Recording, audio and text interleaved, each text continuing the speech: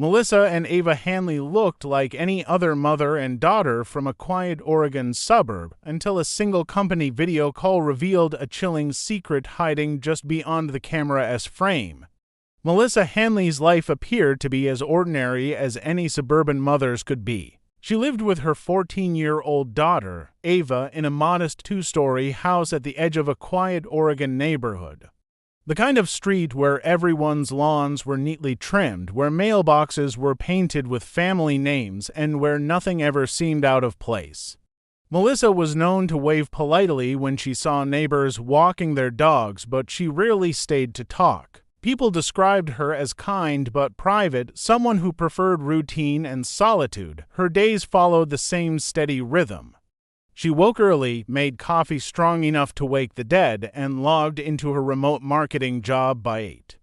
Ava usually joined her in the kitchen, eating cereal while sketching in her notebook before heading to school online. Their mornings were calm, even peaceful, filled with the quiet hum of domestic life.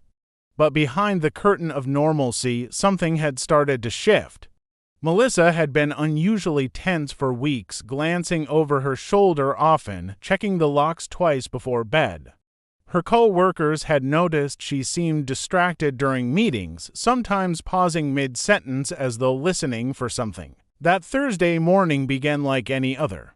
Melissa brewed her coffee, brushed her hair into a bun, and adjusted the small camera perched on her laptop. Her company held a weekly video meeting that she never missed, and despite her recent stress, she was determined to appear professional. She joined the call at exactly 9 o'clock a.m., greeting her team with a forced smile. Her background looked spotless, a gray wall, a small bookshelf, and a single family photo of her and Ava taken to summers earlier at the coast. To anyone watching, Melissa looked like a woman going through an ordinary workday. But those who knew her well sensed something was off. Her face seemed pale, her eyes unfocused, and her tone clipped. As the meeting went on, she fidgeted constantly, repositioning her laptop, adjusting her camera angle, and shifting her chair closer to the wall. Her co-workers assumed she was simply restless, maybe tired.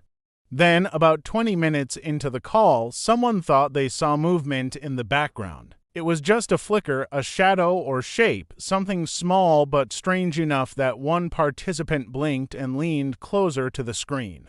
Melissa reacted almost instantly. She reached forward, her hand trembling slightly as she tilted the laptop upward. A nervous laugh escaped her as she muttered something about Ava being silly again. The moment passed quickly, brushed off by everyone on the call. They continued their discussion, unaware that something deeply unsettling was unfolding behind that polished frame. After the meeting ended, Melissa sat staring at the blank screen. Her co-workers assumed she had logged off and gone about her day. But inside that quiet Oregon house, silence took over. Hours would pass before anyone realized that what they had seen, that faint, fleeting movement, was not a trick of the light. It was something far worse, hidden in plain sight during what was supposed to be just another ordinary morning. The next day, no one heard from Melissa. She didn't show up for her usual Friday video meeting, and she didn't reply to messages from her co-workers. At first, no one thought much of it. People got sick, internet connections failed, unexpected errands happened. But when her manager noticed she hadn't sent the morning report she was responsible for, he began to worry. Melissa was never careless about her job. She was punctual, reliable, and almost obsessive about meeting deadlines. Something didn't feel right. He tried calling her twice, then 3 more times, each one going straight to voicemail. Out of habit, he opened the company's cloud folder to review the recording from the previous day's meeting. Their software automatically saved every session for internal records, and it seemed harmless to rewatch it. But what started as a simple check-in turned into something deeply unsettling. At first, everything appeared normal. Melissa was quiet and distracted as usual. Her background looked tidy, her tone professional. But around the 20-minute mark, he paused the video. There it was, a faint movement in the corner of her screen. He leaned closer, replaying the same few seconds. It wasn't a shadow. It looked like someone's arm, limp, resting on the floor just behind her chair. He watched again, zooming in as much as the software allowed. The clothing matched what Ava had been wearing in a photo Melissa had posted that same morning, a pale blue hoodie and black leggings. The realization came slowly, creeping up like a cold wave. He didn't want to believe it. Maybe it was a trick of the camera.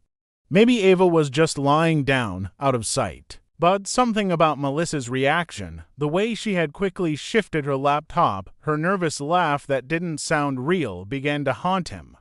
The thought refused to leave his mind. By evening, he called the police.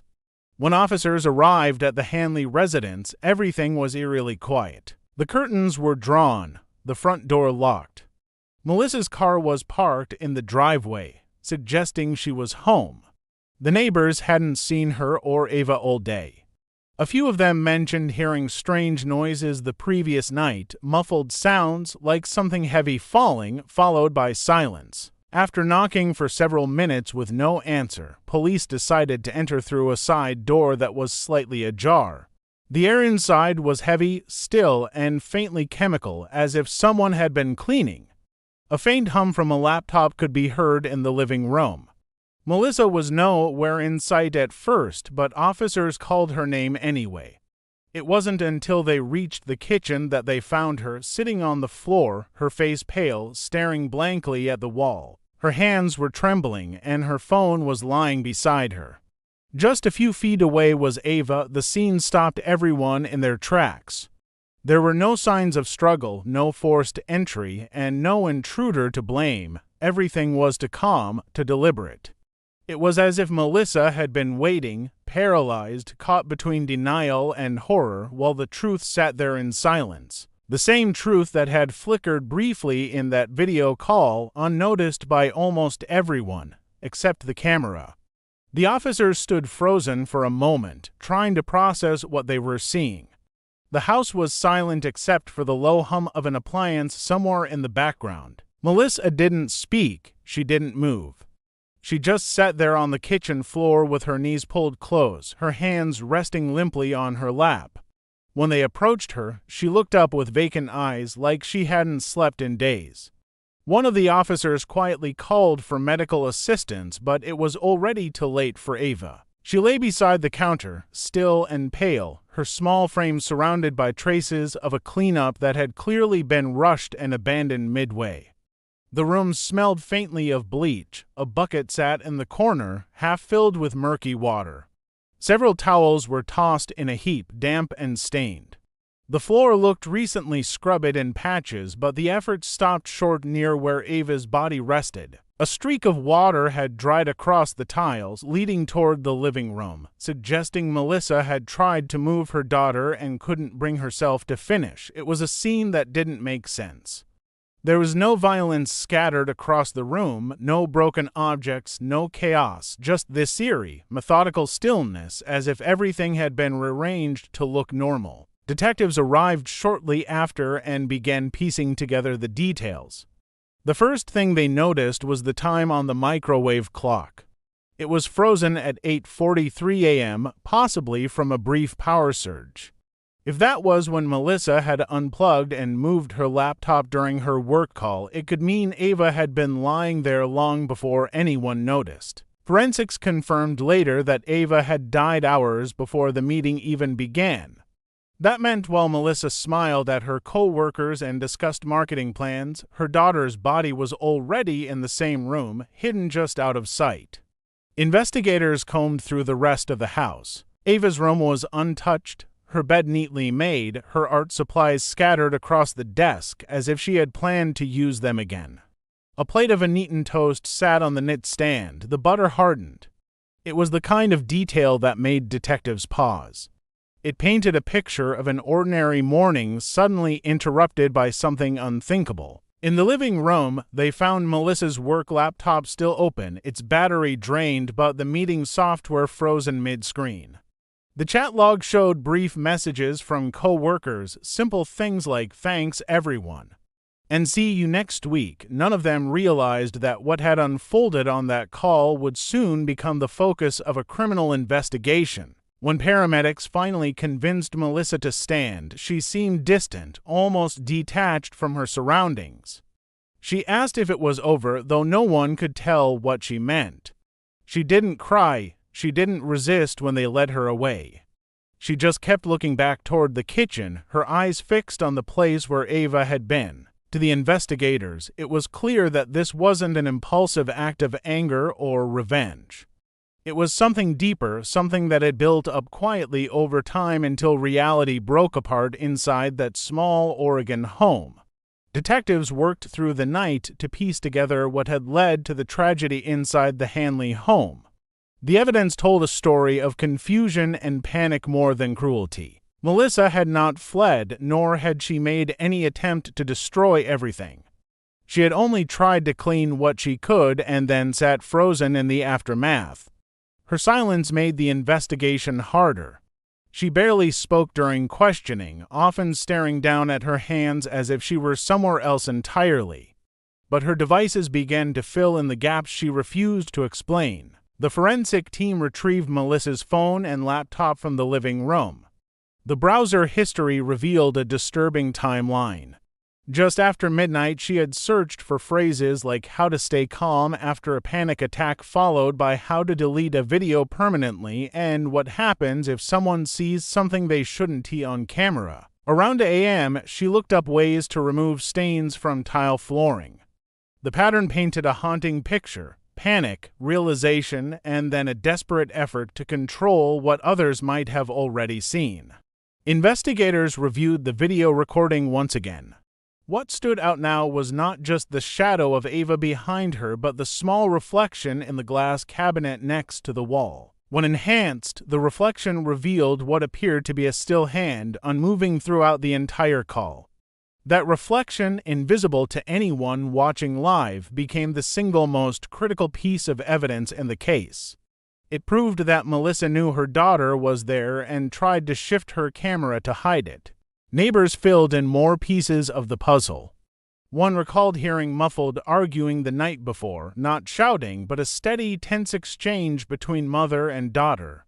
It lasted only a few minutes before the house went quiet again. Another neighbor reported seeing Melissa outside in her driveway just before dawn, standing motionless with her arms folded as if she were waiting for something or trying to collect herself.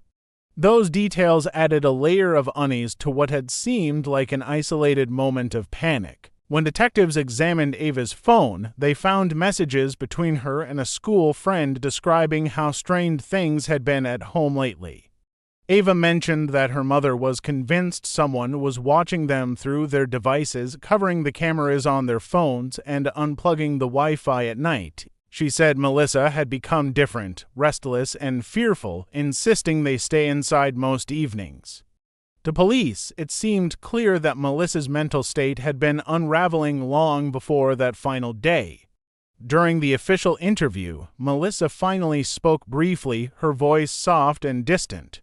She said she had made a terrible mistake and that she hadn't meant to hurt Ava. But when asked what happened after the meeting, she fell silent again, staring blankly at the table in front of her.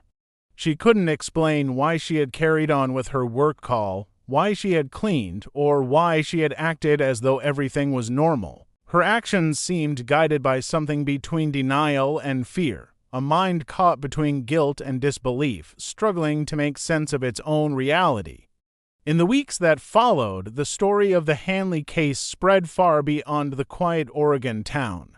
News outlets replayed the same haunting footage from the video call, analyzing every frame. Experts debated what drove a mother to behave so unnaturally, sitting in front of a camera with her daughter lying motionless just a few feet away.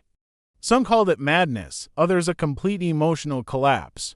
The truth, as investigators uncovered more details, turned out to be far more complicated. Digital forensics revealed that Melissa had been receiving a string of anonymous messages for months before Ava's death. The texts were short, cryptic, and always threatening. They claimed that someone was watching her, that her daughter was in danger, and that she would lose everything if she didn't do as instructed. Melissa had never told anyone about the messages. Police later traced the account back to an email registered under a false name, but eventually the IP address led to a teenage boy from Ava's school. He confessed that he had created the fake account as a prank, thinking it would be funny to scare them.